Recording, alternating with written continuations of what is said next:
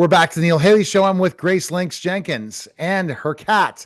And Yeah. we're really excited. So I love the cat bombs. And we're going to talk about her book, Sight. So now, before we say you're soon to be author, that's over. May 26th, the book comes out. You got to be excited. 25 days till it happens. And the book is called Sight. So let's talk about it a little bit while just going behind the scenes of Sight. How are you, Grace? Yes, I'm doing good. Thank you. I'm excited to be back. I am thrilled. I'm beyond thrilled to have gotten this far, to finally have published a book. I'm excited for you beyond belief. So let's talk about, first of all, the putting together of this book, the time it's taken, because a lot of people don't talk about that whole writing process. Yeah. So it took me a good 3 years to write it.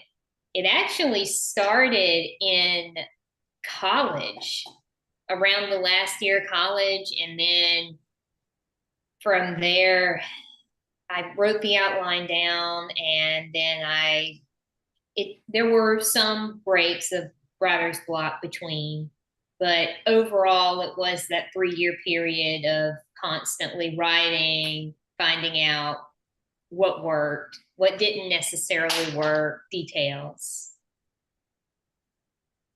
Absolutely. And once you're doing all that, the details, putting it to life, because you are an English major. So you're a lot different than some authors because you have that, pedigree. That process for you, it was like so much fun because you knew exactly how to do it. So it wasn't that real pain that some writers go through. Yeah, it was a little bit easier, I think, to structure some things in a way because at this point I had already taken a fictional writing class. I had already been writing in high school at this point.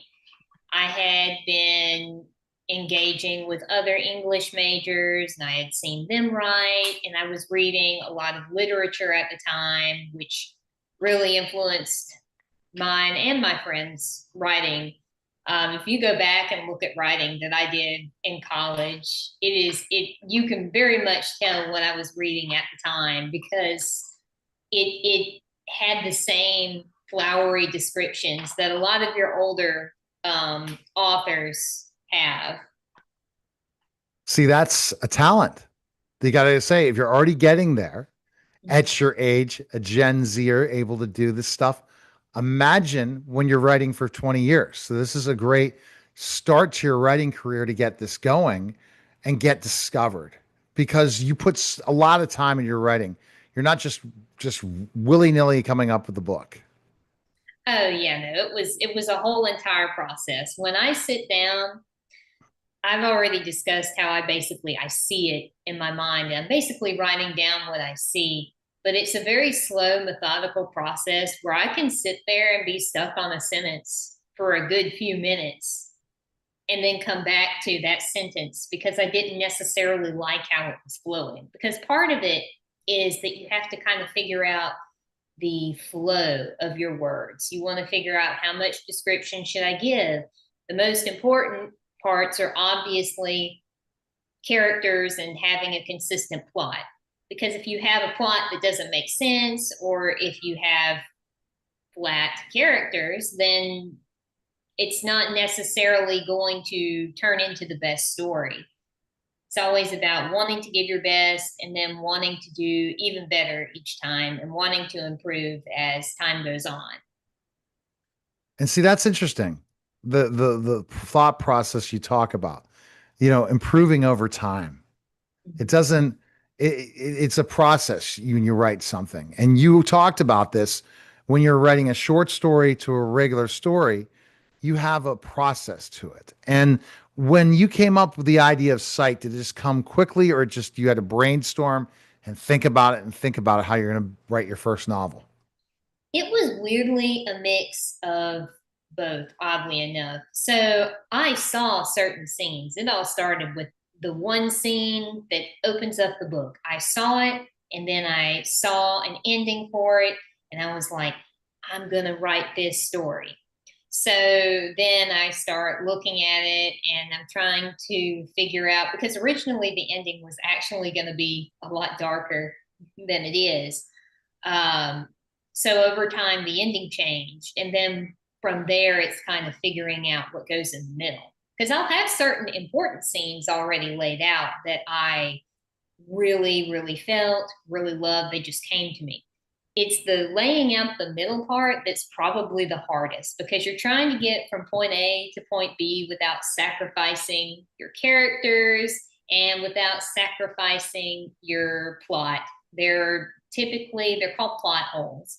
And you can write yourself into a corner in some ways, especially if you're writing a novel or a series. A series, I would say, would probably be the one where there's the highest danger of that. But the best way for me to have avoided that was to write an outline.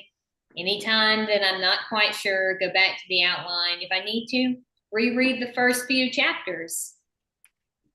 Right. Mhm. And that's interesting. Rereading the first two chapters and then going through and saying, is this where I'm going? And then the process. So when sight came to your mind, it came to your mind. Yeah. Say, okay, I have it. And I just keep going. The main character, that's the process. Name that main character because next week we're going to kind of talk about more, but it's great. We talked a little bit about your writing process. Yes. So the main character is Noah Amos.